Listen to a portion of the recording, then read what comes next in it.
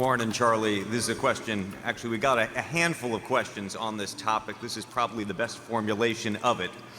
Warren, you have been a long-time outspoken Democrat. With all the talk about socialism versus capitalism taking place among Democratic presidential candidates, do you anticipate an impact on Berkshire in the form of more regulations, higher corporate taxes, or even calls for breakups among the many companies we own if they were to win? And how do you think about your own politics as a fiduciary of our company, and at the same time as someone who has said that simply being a business leader doesn't mean you've put your citizenship in a blind trust? Yeah, I have said that you do not put your citizenship in a blind trust, but you also don't speak on behalf of your company. You do speak as a citizen if you speak, and therefore you have to be careful about when you do speak, because it's going to be assumed you're speaking on behalf of your company. Berkshire Hathaway certainly in 54 years has never and will never made a contribution to a presidential candidate. I don't think we've made a contribution to any political candidate, but I don't want to say for 54 years that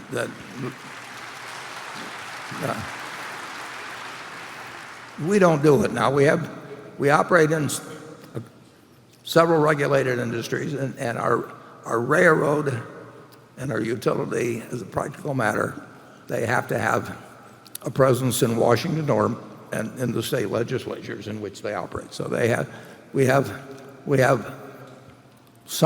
a few, I don't know how many, political action committees which existed when we bought it.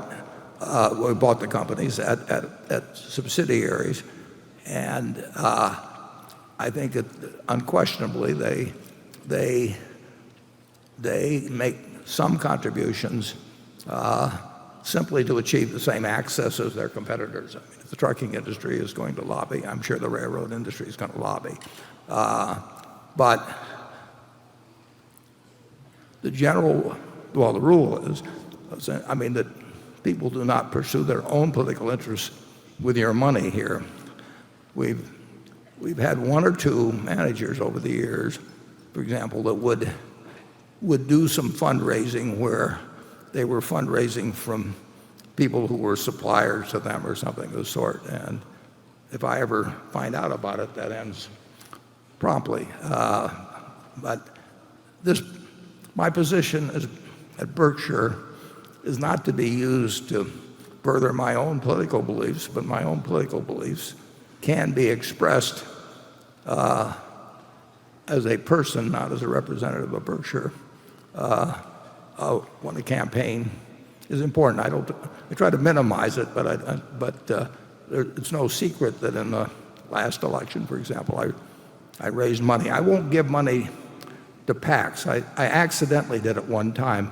I didn't know it was a PAC, but I don't do it. But I've raised substantial sums. I don't like the way money is used in politics. I've written op-ed pieces for the New York Times in the past on the influence of money in politics. On your question about I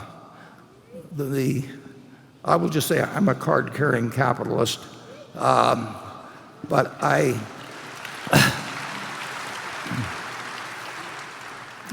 believe we wouldn't be sitting here except for the market system and the rule of law and some things that are embodied in this country.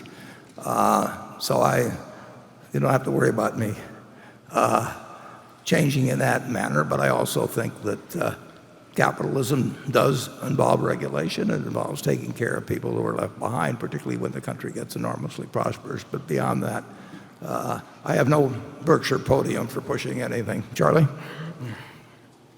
Well, I think we're all in favor of some kind of a government social safety net in a country as prosperous as ours. What a lot of us don't like is the vast stupidity with which parts of that social safety net are managed by the government. It'd be much better if we could do it more wisely. But I think it also might be better if we did it more liberally.